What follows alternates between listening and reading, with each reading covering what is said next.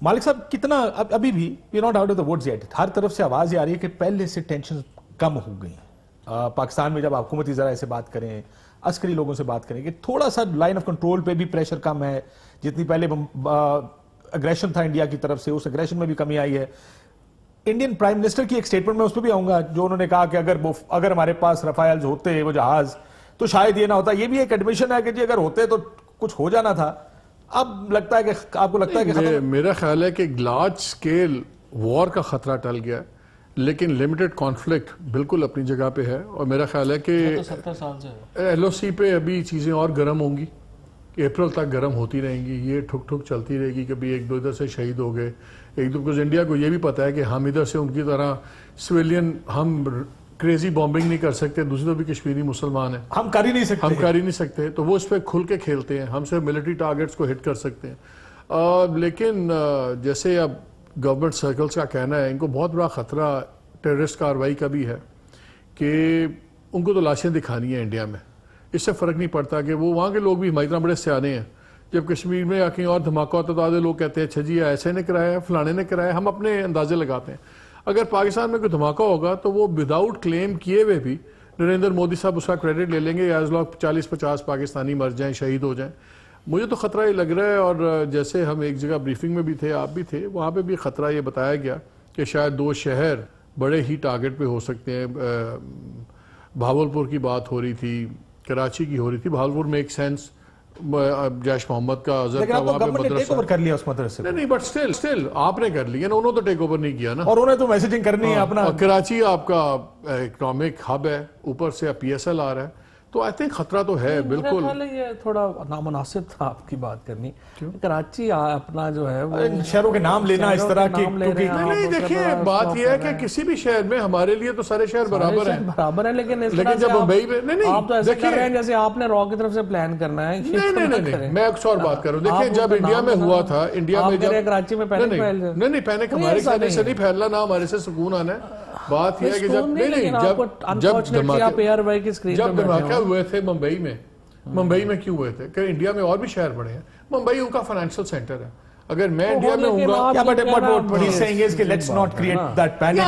ये खतरा था, ये खतरा टल चुका। हमारी असेसमेंट है, लेकिन असेसमेंट हमारी ये थी कि इन 2 शहरों पे खतरा था, वो खतरा टल गया है। ये जो इनिशियल जो था कि मिसाइल अटैक होगा, इस तरह का होगा, ये कहा जा रहा था कि शायद हमारा ख्याल था टारगेट ही होंगे, लेकिन अब क्योंकि वो खतरा टल गया है, इसलिए let's move on from that. अगर खुदा ना खास्ता कोई हरकत करेगा तो किसी बड़े शहर में करेगा ना, लाहौर कराची है और क्या है आपके पास। चले अल्लाह महफूज रखे, अल्लाह खैर करेगा। और मैं नरेंद्र मोदी साहब का एक बयान जो रफायल तैयारों के बारे में उन्होंने दिया, इसको जरा इंड करें कि इंडियन प्राइम मिनिस्टर का खड़े होकर इस तरह की बात करना, इसका मतलब क्या है? चलाइएगा जी।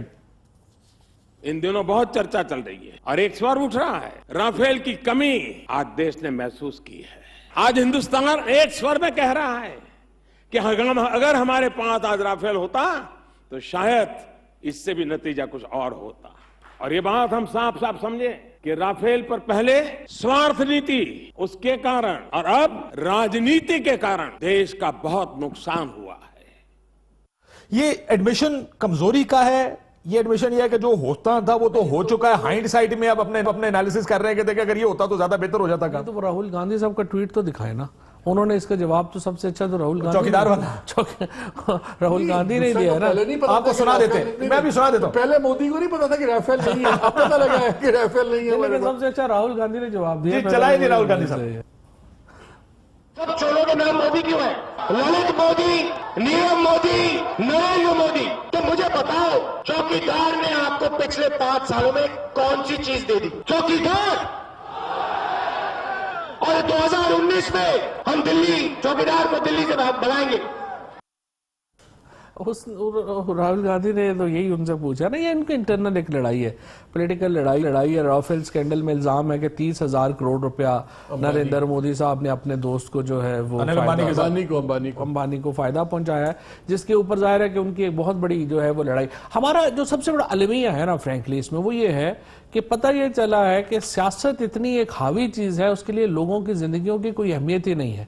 पूरे का पूरा रीजन जो है वो खतरे में चला गया। करोड़ों लोग जो है उनको आपने उनकी जिंदगियों को खतरे में डाल दिया, इसलिए कि मेरा इलेक्शन है और इलेक्शन में मुझे जिस तरह मालिक ने कहा कि हमने बॉडीज दिखानी है, हमें एक एग्रेसिव एटीट्यूड दिखाना है, वो सब कुछ करने के लिए आप कर दें। अब सवाल ये पैदा होता है कि क्या हिंदुस्तान के अंदर एक जो सेनर एलिमेंट है, कुछ हमने आवाज़ें सुनी हैं, अरुंधति रॉय ने इसके ऊपर आर्टिकल लिखा है, बहुत अच्छा आर्टिकल, और भी अब आवाज़ें बुलंद हैं।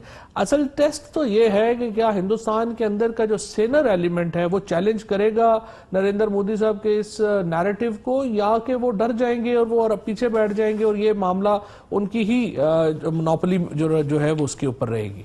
ठीक, मेरे साथ ख्वाजा आसिफ साहब मौजूद हैं, साबिक वजीर खारजा, अभी है थोड़ा सा वक्त। तो जो इंडिया